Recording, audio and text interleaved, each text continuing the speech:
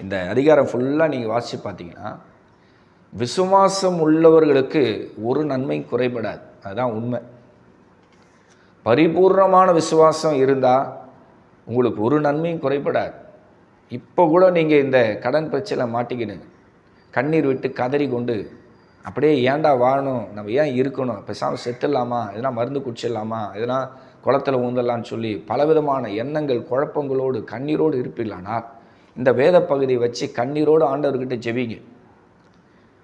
ஏசப்பா, எத்தனையோ வருஷமாக என் வருமானத்தெல்லாம் நான் இன்ட்ரெஸ்ட் தான் கட்டுறேன், வட்டி தான் கட்டுறேன், மேலும் என்னுடைய வருமானத்துக்கு மீறி எனக்கு மாதம் மாதம் செலவு வருது, வீணான செலவுகள் வருது, மருத்துவ செலவு வருது, நல்லது கெட்டதுக்கு நான் மொய் எழுத வேண்டிய சூழ்நிலை தள்ளப்படுறேன், என்கிட்ட கையில் காசு இல்லை, வீட்டில் அரிசி பருப்பு எண்ணெய் மாவு புளி உப்பு ஒன்றுமே இல்லை ஆண்டவரே, ஒரு நல்ல நாள்னா ஒரு துணியை எடுத்து நான் சந்தோஷமாக போட்டுக்கலான்னு சொன்னால் அதுக்கும் காசு இல்லை, என்னை பெற்று வளர்த்த ஒரு தாய் தப்புன்னு கூட வருஷத்துக்கு ஒரு முறை நான் துணி எடுத்து தர முடியல, ஏன்னா வாங்குகிற சம்பளத்தெல்லாம் ஏசப்பா நான் வட்டி தானே கட்டுறேன்னு சொல்லி கண்ணீரோடு கதறி கொண்டிருக்கிற என் அன்பு சகோதரியே,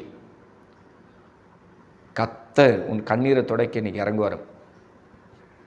நீ நினைக்கிற என் வாழ்க்கை மாறாது, என் கடன் பிரச்சனை மாறாது, வேதத்தில் இருக்கிற இந்த சுனைமையால் போல என்னோடய வாழ்க்கை சந்தோஷமாக மாறாது, நான் மனப்பூர்வமாக சந்தோஷமாக என் ஜனத்தின் நடுவில் நான் சுகமாக இருக்கிறேன்னு என்றைக்கு என்னால் சொல்ல முடியும் தெரியல. பல வருஷம் நான் அந்த கடன் சுமையில் கட்டப்பட்டு மாதம் மாதம் வட்டி கட்டுற அந்த பயங்கரமான உபத்திரத்தில் தள்ளப்படுறேன். ஒரு சில மாதங்கள் பார்த்திங்கன்னா நீங்கள் கடனை சமாளிக்க முடியாது.